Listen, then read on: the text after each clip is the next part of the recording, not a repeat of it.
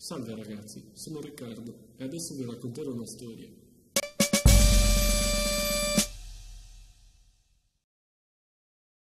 Un giorno stavo facendo la spesa al supermercato e notai che una signora anziana era caduta sul pavimento. Pensai di aiutarla, ma non lo feci. Così alla cassa fui sgridato giustamente dalla commessa, che decise di offrirmi la cena per continuare a rimproverarmi.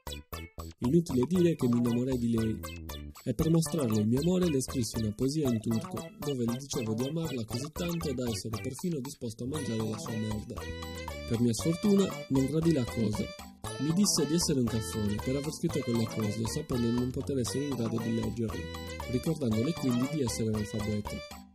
Dopo 15 giorni mi resi conto di ciò che avevo fatto e per farmi perdonare convinsi il sindaco ad abolire le lettere.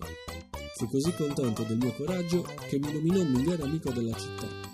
Adesso aiuto le persone sole ad accettare la vita e le signore anziane a reggere i bicchieri di plastica con la punta del naso. Che carino!